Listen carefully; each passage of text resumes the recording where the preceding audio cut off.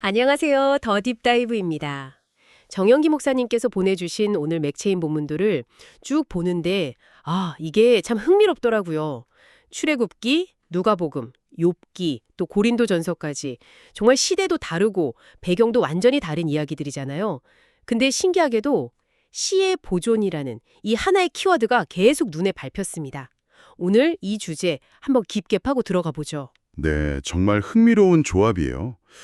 마치 뭐랄까, 전혀 다른 재료 네 가지를 가지고 하나의 요리를 완성해야 하는 그런 셰프가 된 기분이 드는데요. 시의 보존이라는 말이 언뜻 들으면 단순해 보이지만요. 각 본문이 비추는 결이 다 달라서 아주 입체적으로 생각해 볼 지점이 많습니다. 맞아요. 여기서 시라는 게 그냥 어떤 민족의 후손 이런 걸 넘어서는 것 같아요.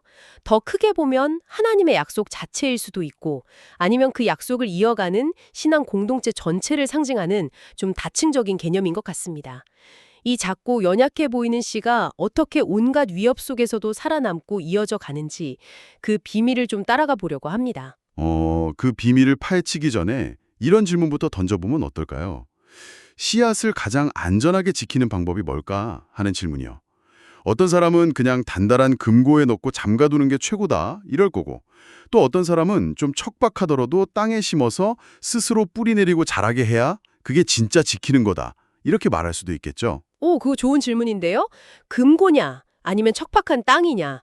오늘 본문들이 마치 그 질문에 대해 서로 다른 각도에서 답을 주는 것 같아요. 그럼 첫 번째 단서, 이스라엘 민족 전체가 정말 거대한 위협에 처했던 출애굽기 2장으로 먼저 들어가 보죠. 여기는 그야말로 씨가 말을 위기죠. 이집트의 노예로 살면서 갓 태어난 남자아이는 모두 죽이라는 거의 민족 말살 정책이 시행되고 있었으니까요. 인간적인 방법으로는 어떤 희망도 보이지 않는 상황입니다. 이건 뭐 씨앗을 금고에 넣는 수준이 아니라 아예 짓밟아서 없애려는 시도에 가깝죠. 바로 그 절망의 한가운데서 성경이 이렇게 말하잖아요. 하나님이 그들의 고통 소리를 들으시고 하나님이 아브라함과 이삭과 야곱에게 세운 그의 언약을 기억하사. 저는 여기서 기억하사라는 단어가 좀 걸렸어요.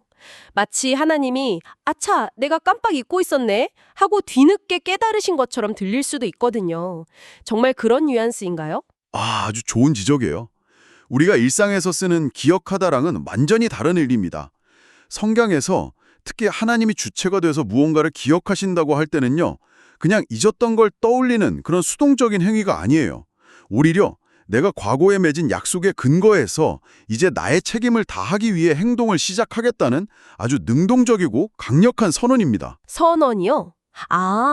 그러니까 이스라엘 백성의 신음소리가 일종의 알람처럼 울려서 하나님의 약속이라는 그 거대한 시스템이 작동하기 시작했다. 뭐 이런 느낌이군요. 정확해요. 이스라엘 백성이 처한 상황이나 그들의 자격 이런 게 아니라요. 수백 년 전에 이미 맺어놓으신 하나님의 그 신실한 언약이 개입의 근거가 되는 거죠. 이게 바로 우리가 처음에 말했던 금고의 개념하고 딱 맞닿아 있어요. 세상의 어떤 압제나 위협도 뚫을 수 없는 하나님의 약속이라는 가장 안전한 금고, 그 안에 이 씨가 보관되어 있었던 겁니다. 그게 참 아이러니하네요. 당시 이스라엘 백성은 아마 자신들이 더 필사적으로 저항하거나 교묘하게 숨어야 살아남을 수 있다고 생각했을 텐데 정작 그들의 생존은 그들의 행동과는 전혀 무관하게 저 아득한 조상들에게 주어졌던 약속에 달려 있었다는 거잖아요. 어떻게 보면 인간의 무력함이 오히려 가장 큰 안전장치가 되는 셈이네요. 바로 그 지점입니다. 씨의 보존은 인간의 손에서 시작되는 게 아니라 하나님의 손에서 시작된다는 대원칙. 그들의 노력이 아니라 하나님의 신실하심이 보존의 첫 번째 비밀이라는 걸 출애굽기가 아주 명확하게 보여주는 거죠. 하나님의 언약이라는 아주 든든한 외부의 울타리 혹은 금고를 확인했습니다. 그런데 이런 생각이 들어요. 씨앗을 금고에만 넣어두면 안전하기는 하겠지만 싹을 틔우거나 열매를 맺을 순 없잖아요. 심지어 그 씨앗이 금고 안에서부터 병들어 있다면 그건 아무 소용이 없고요. 그런 의미에서 두 번째 본문인 누가복음 5장을 보면 예수님은 이 씨앗의 내부를 들여다보시는 것 같아서 참 흥미롭습니다. 네, 맞아요. 시점도 민족 단위의 거대 서사에서 한 개인 한 개인에게로 확 좁혀지죠. 예수님께서 제자들을 부르시고 나병 환자나 중풍병자를 고쳐주시는 장면들이 나오는데 이들을 보면 당시 사회의 기준으로는 건강하고 온전한 씨와는 거리가 멀어요. 오히려 병들고 상한 시에 가깝죠. 맞아요. 특히 내가 의인을 부르러 온 것이 아니요 죄인을 불러 회개시키려 왔노라. 이 선언은 충격적이기까지 해요. 마치 일부러 흠있고 상처난 씨앗들만 골라서 찾아다니시는 것처럼 보이거든요. 이게 보존의 관점에서 보면 좀 비효율적인 방식 아닌가요? 만약 보존이 단순히 현상 유지를 의미한다면 비효율적이겠죠. 하지만 예수님께서 보여주시는 보존은 보호를 넘어선 회복의 차원입니다. 아, 보호에서 회복으로요? 네, 외부의 위협을 막아주는 금고를 이제 여시고 그 씨앗이 가진 내부의 질병과 상처를 직접 치유하시는 단계로 나아가는 거죠. 죄와 질병이라는 게 씨앗의 생명력을 안에서부터 갉아먹는 아주 치명적인 문제거든요. 아하, 금고의 목적이 영원히 가둬두는 게 아니라 심겨들 때까지 안전하게 지키는 것이었던 것처럼요? 그렇습니다. 예수님은 단순히 씨앗을 울타리 안에 두는 것에 만족하지 않으세요. 병든 부분을 직접 어루만져 고치시고 죄로 인해 끊어졌던 하나님과의 관계를 회복시켜서 그 씨앗이 가진 본래의 생명력을 되찾게 하시는 거죠. 베드로 같은 어부를 부르셔서 사람을 낚는 어부로 만드시겠다고 한 것도 마찬가지예요. 평범해 보이는 씨앗 안에 잠재된 그 폭발적인 가능성을 보시고 그걸 이끌어내시는 것, 그게 바로 예수님이 하시는 회복 사역의 본질입니다. 그렇군요. 보존은 정체된 상태가 아니라 치유를 통한 역동적인 성장까지 포함하는 개념이었네요. 외부의 위협으로부터는 언약으로 지키시고 내부의 질병으로부터는 치유로 회복시키시고 이제 씨앗이 꽤 건강해진 것 같은데요. 그런데 세 번째 본문인 욥기로 넘어가면 이야기가 정말 예상치 못한 방향으로 흘러갑니다. 마치 잘 보관하고 정성껏 치료한 씨앗을 일부러 자갈밭이나 가시덤불에 던져버리는 것 같은 그런 느낌이죠. 재산, 자녀, 건강, 명예까지. 친구들마저 그를 비난하는 그야말로 최악의 상황입니다. 하나님이 애써 지키고 회복시킨 씨앗을 왜 이렇게까지 극한의 고난 속으로 밀어넣으시는지 도무지 알 수가 없어요. 그런데 바로 그 잿더미 위에서 욥이 이런 고백을 하죠. 내가 알기에는 나의 대속자가 살아계시니 마침내 그가 땅 위에 서실 것이라. 솔직히 이 고백 너무 비현실적으로 느껴질 때가 많아요. 이건 절망 속에서 나온 일종의 자기 위안이나 정신승리 같은 건 아닐까요? 어떻게 이걸 시의 보존이라는 확신에 찬 믿음으로 연결할 수 있는 거죠? 그 질문이 욥기를 이해하는 핵심입니다. 욥의 고백이 위대한 이유는 그가 처한 상황이나 자신의 감정 혹은 신앙적인 노력에 근거한 게 아니기 때문이에요. 그의 믿음은 나의 대속자라는 자신의 외부에 존재하는 명확한 대상에게 닻을 내리고 있습니다. 여기서 아주 중요한 역설이 발생해요.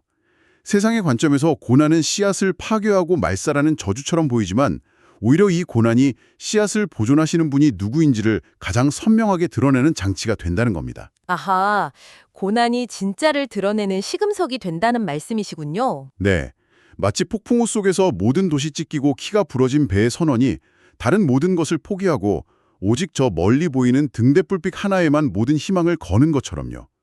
욥은 모든 것이 사라진 후에야 비로소 자신이 붙들어야 할 유일한 분이 살아계신 대속자임을 깨달은 겁니다. 출애굽기가 언약이라는 금고를 보여줬고 누가복음이 치유라는 회복을 보여줬다면 욥기는 이 모든 것을 가능하게 하는 보존의 주체가 누구인지를 똑똑히 보게 하죠. 시의 보존은 우리의 상황이 아니라 대속자를 향한 믿음에 달려있다는 것을요. 아, 척박한 땅에 심겨진다는 게 씨앗 스스로 살아남으라는 게 아니었군요. 그 땅의 척박함 때문에 오히려 땅 위에서 빛을 비추고 물을 주시는 분을 온전히 의지하게 만들기 위함이라는 거네요. 정말 깊은 통찰입니다. 자, 이제 마지막 본문 고린도전서 6장으로 논의를 정리해 볼 시간인데요. 지금까지는 하나님께서 외부에서 우리를 지키시는 거대한 그림을 봤는데 여기서는 갑자기 성적인 문제나 우리 몸 같은 아주 개인적이고 내밀한 이야기로 넘어가잖아요.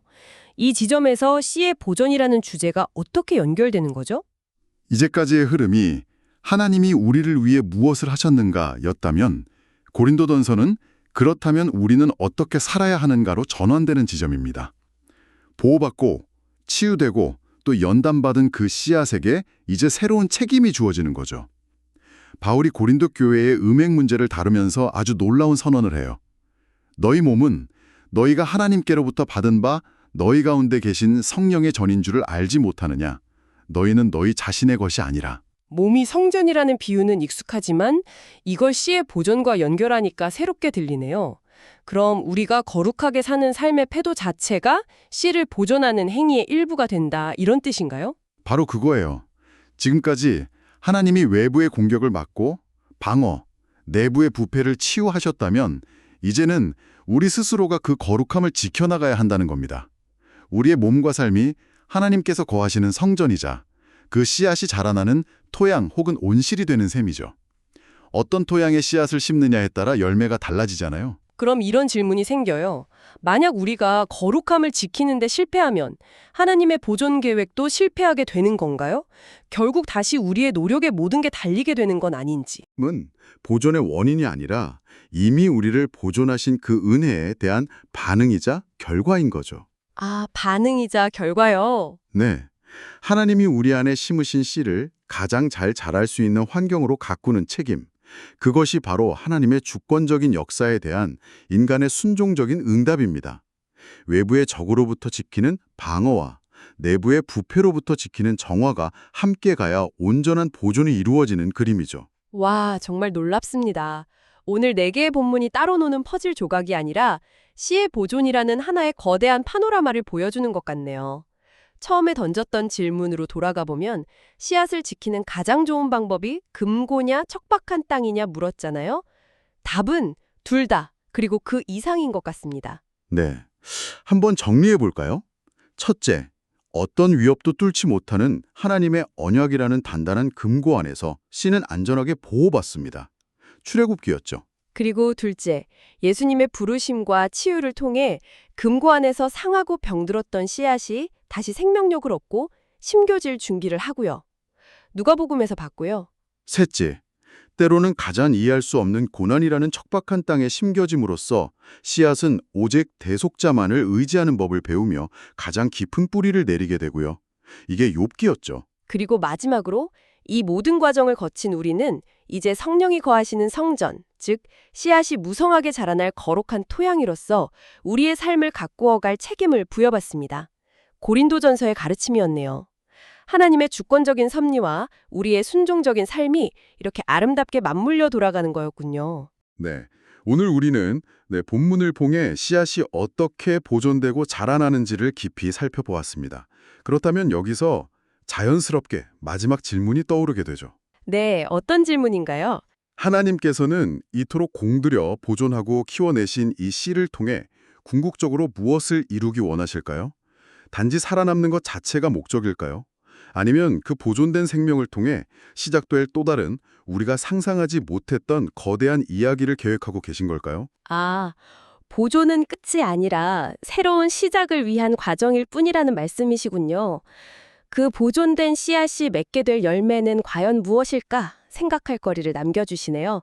그 질문에 대한 답을 각자의 삶이라는 밭에서 찾아가고 또 풍성하게 맺어가시는 여정이 되기를 바랍니다. 오늘 깊은 대화 나눠주셔서 정말 감사합니다. 감사합니다.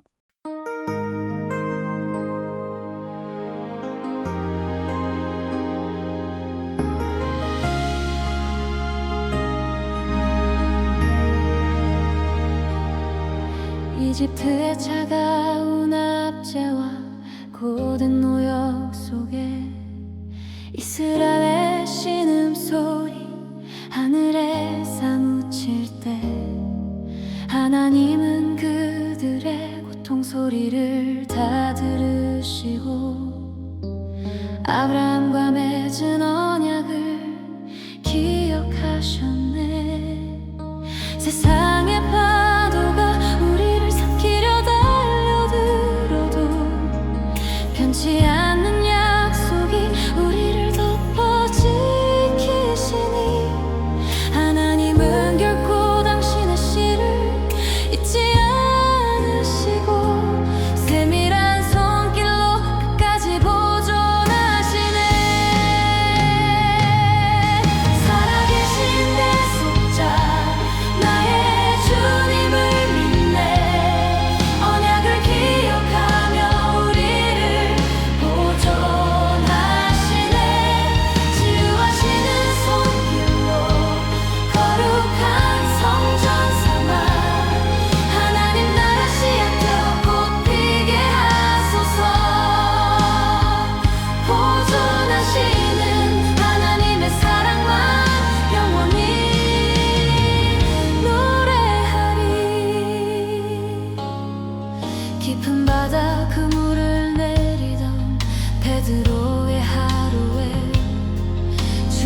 찾아오셔서 나를 따르라 부르셨네.